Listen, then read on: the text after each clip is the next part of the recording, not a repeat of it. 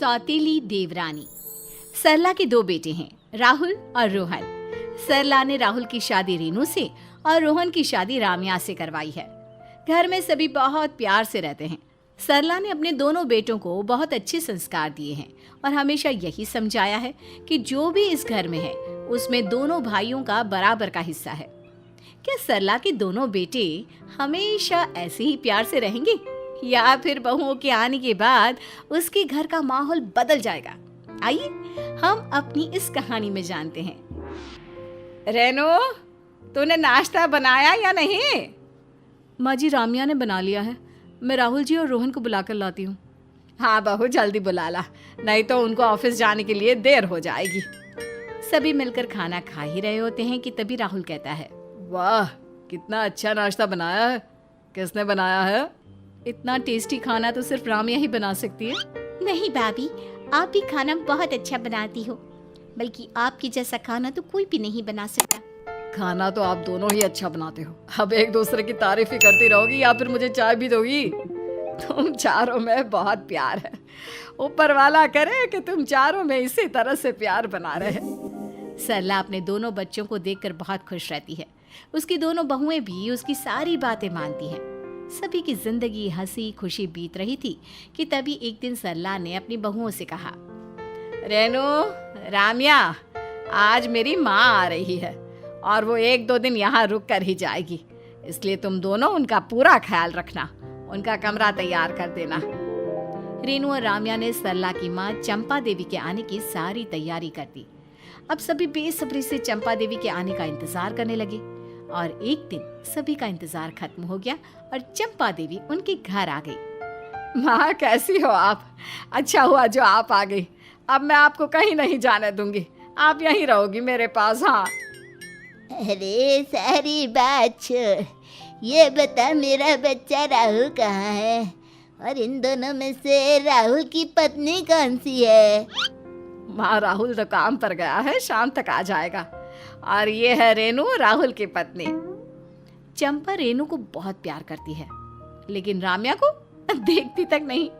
राम्या और रेनू दोनों को ही ये बात बहुत अजीब लगती है। अब चंपा देवी हमेशा ही राहुल और रेनू को ही ज्यादा प्यार करती, रोहन और राम्या से तो बात भी नहीं करती थी। सरला को समझ में आ गया कि वो ऐसा क्यों करती है। एक दिन मौका पाकर सरला ने अपनी माँ से बात की। माँ, आप रोहन और राम्या के साथ ऐसा भेदभाव क्यों करती हो? वो भी मेरा बेटा है। वो तेरा बेटा नहीं है, वो तेरा सौतेला बेटा है। ये बात अलग है कि तू उसे अपने सगे बेटे की तरह प्यार करती है। तूने उसे अपना सगा बेटा मान लिया, लेकिन मैं कभी उसे अपना नहीं मानूंगी। वो सौतेला है तो सौतेला ही रहेगा। माँ, मैं आपके आगे हाथ जोड़ती हूँ, आज के बाद इस घर में सगा सौतेला मत करना। मैंने किसी को भी ये सच्चाई नहीं बताई कि रोहन और राहुल सगे भाई नहीं है। मेरे बच्चे आपस में एक दूसरे से बहुत प्यार करते हैं और मैं नहीं चाहती कि इस बात की वजह से मेरे बच्चों के दिल में नफरत पैदा हो। इसलिए आज के बाद आप मेरे सामने ऐसी बात कभी नहीं करोगी। सरला अपनी माँ को बहुत समझाती है, लेकिन वो कुछ समझने को तैयार ही नहीं थी। लेकिन उन दोनों की सारी बातें रेनू सुन लेती है। रोहन इस घर का सौतेला बेटा है और राम्या मेरी सौतेली देवरानी। फिर भी माँ इन दोनों को इतना प्यार करती है जितना हमें करती है, कभी कोई भेदभाव नहीं। और माँ ने इतनी बड़ी बात हमसे छिपाई क्यों? कुछ दिनों बाद चंपा देवी वापस चली जाती हैं, पर रेनू को ये बात पता चल गई थी कि उसका देवर सौतेला है। उसके बाद वो अपनी देवरानी के साथ सौतेला व्यवहार करने लगती है। राम्या, तुम कपड़े धोकर खाना बना देना, मुझे किसी काम से बाहर जाना है। कहाँ जाना है भाभी? मैं भी चलूँ आपके साथ? राम्या, तुम हमेशा बाहर घूमती रहती हो। मैं तो कभी तुमसे कुछ नहीं कहती, लेकिन मैं जैसे ही घर से बाहर जाने की बात करती हूँ तुम मेरे पीछे लग जाती हो। अरे भाभी, मैं तो ऐसे ही बोल रही थी, आप तो मेरी बात का बुरा ही मान गई। आप जाइए, मैं कर लूंगी सारे काम। रेनू बाजार चली जाती है और बाहर से बहुत सारी शॉपिंग करके आती है। वो घर में सभी के लिए बहुत सारी चीजें लेकर आती है, लेकिन अपनी देवरानी के लिए कुछ भी नहीं लाती। तभी उसकी सास कहती है, बहू, तो घर में सबके लिए शॉपिंग करके आई है, लेकिन राम्या के लिए कुछ नहीं लाई। माँ, राम्या के पास तो पहले से ही बहुत सारी चीजें हैं, उसे किसी चीज की जरूरत नहीं है। अगर उसे किसी चीज़ की ज़रूरत होगी तो बता देगी मुझे। खैर छोड़िए माँ, आप ये बताइए साड़ी कैसी लगी आपको? खास आपके लिए ही लाई हूँ मैं। हाँ ठीक ही है। पता नहीं माँ जी अपने सौतेली बहू और बेटे पर इतना क्यों मरती है। अरे नहीं लाई तो नहीं लाई, उसे लेना होगा तो खुद ले आएगी ना। रेनू ये सब सोच ही रही थी कि तभी राम्या उसके पास आकर कहती है, अरे भाभी, आप मार्केट गई थी ना, क्या क्या लाई हो दिखाओ ना। अरे छोड़ो तुम ये सब सामान, तुम्हारे लिए कुछ नहीं लाई। तुम एक काम करो, मेरे लिए खाना लगा दो। राम्या रेनू की बात सुनकर उदास हो गई। अगली सुबह राम्या ने हमेशा की तरह जल्दी उठकर सबके लिए खाना बना लिया। जब सरला ने राम्या को अकेले किचन में काम करते हुए देखा तो कहने लगी, अरे राम्या, तुम अकेले काम क्यों कर रही हो? तुम्हारी जोड़ीदार कहाँ है? पता नहीं माँ जी, भाभी तो अभी तक सोकर ही नहीं उठी, शायद कमरे से बाहर नहीं आई अभी तक। अच्छा, एक काम करो, बुला कर लाओ उसे। जी माँ जी। राम्या रेनू के कमरे में जाती है उसे बुलाने के लिए। भाभी, भाभी आप अभी तक क्यों सो रही हो? उठिए, चलिए बाहर आइए। राम्या, तुमसे एक दिन खाना नहीं बन सकता क्या? आ गई मुझे उठाने के लिए। भाभी, नाश्ता तो मैंने तैयार कर दिया है, वो तो माँ जी ने कहा कि आपको बुलाकर ले आऊं, इसलिए आ गई। चैन से सोने भी नहीं देती। जाओ यहाँ से, आ रही हूँ तैयार होकर। बेचारी राम्या अपना सा मुंह लेकर रह जाती है और वहां से चुपचाप चली जाती है। तभी राहुल रेनू से कहता है, अरे रेनू, ये क्या तरीका है राम्या से बात करने का? आज से पहले तो कभी तुमने राम्या से इस लहजे में बात नहीं की। अब आप ना उसकी ज्यादा तरफदारी मत करो। ठीक है, जो हो रहा है उसे होने दो। जब सच्चाई का आपको पता चलेगा ना तो होश ठिकाने आ जाएंगे। सच्चाई? कौन सी सच्चाई की बात कर रही हो तुम? कुछ नहीं, चलिए अब नाश्ता करने, नहीं तो माँ जी फिर किसी को भेज देगी बुलाने के लिए। ठीक है, चलो। अगले दिन रेनू से मिलने उसकी सहेली शीतल आती है। रेनू, कैसी है मेरी प्यारी सहेली?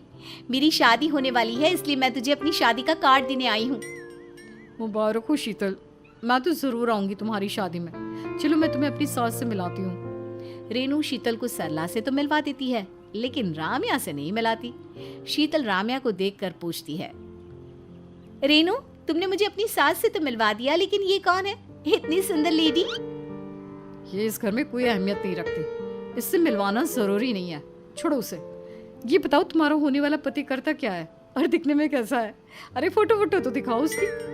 कुछ देर बाद शीतल वहां से चली जाती है। उसके जाने के बाद राम्या रेनू से कहती है, भाभी, आप अपनी सहेली से क्या बोल रही थी कि मैं इस घर में कोई अहमियत नहीं रखती? भाभी, आप अपनी सहेली से बात कर रही थी तो मैंने आपकी सारी बातें सुन ली थी। अच्छा, तो अब तुम कान लगाकर हमारी बातें भी सुनने लगी हो। तुमसे और उम्मीद भी क्या की जा सकती है? नहीं भाभी, ऐसी बात नहीं है। मैं बस ये जानना चाहती हूँ कि आपको मेरी ऐसी कौन सी बात बुरी लगी है जो आप मुझसे पहले की तरह बात नहीं करती। राम्या, चली जाओ यहाँ से और अपना काम करो। नहीं भाभी, मैं कहीं नहीं जाऊंगी। आज आपको मुझे बताना ही पड़ेगा कि आप पहले की तरह मुझसे बात क्यों नहीं करती। तुम्हें बहुत शौक है ना सच्चाई सुनने का? तो सुनो, तुम्हारा पति रोहन माँ का सगा बेटा नहीं, सौतेला बेटा है। भाभी, क्या बकवास कर रही हो आप? मैं ठीक बोल रही हूँ, मैंने खुद अपने कानों से सुना है। तुम मेरी सौतेली देवरानी हो, इसीलिए मैं तुमसे बात करना पसंद नहीं करती, और अच्छा होगा कि आगे से तुम भी मुझसे बात मत किया करो। रेनू को इस तरह से बात करता देख सरला को बहुत गुस्सा आया। उसने रेनू को जोर से थप्पड़ मारा और कहने लगी, तेरी हिम्मत कैसे हुई ये बात बोलने की? आज तक ये बात मैंने अपने मुंह से नहीं कही तो तूने कैसे निकाली? कान खोल कर सुन ले रेनू, राहुल और रोहन दोनों को मैं एक बराबर प्यार करती हूँ। माँ, आखिर आपको अपने सौतेले बेटे और बहू से इतना प्यार क्यों है? और आपने उनकी वजह से मुझे मारा? मैंने अपनी खुशी से तुझे थप्पड़ नहीं मारा, तूने मुझे मजबूर किया है थप्पड़ मारने के लिए। जो बात मेरे घर की दीवारों को नहीं पता वो बात तूने कही कैसे? माँ जी, आप कितना भी मुझे डांट ले, मार ले, लेकिन सौतेला बेटा सौतेला ही होता है। राहुल आपके सगे बेटे हैं और मैं सगी बहू। जो हम आपके लिए कर सकते हैं वो रोहन और राम्या कभी नहीं कर सकते। आखिर हम आपके सगे बच्चे हैं। बड़ा सगा और सौतेला कर रही है। सच्चाई तो यह है कि रोहन मेरा सगा बेटा है और राहुल सौतेला। तेरा पति राहुल मेरे पति की पहली पत्नी का बेटा है, समझी?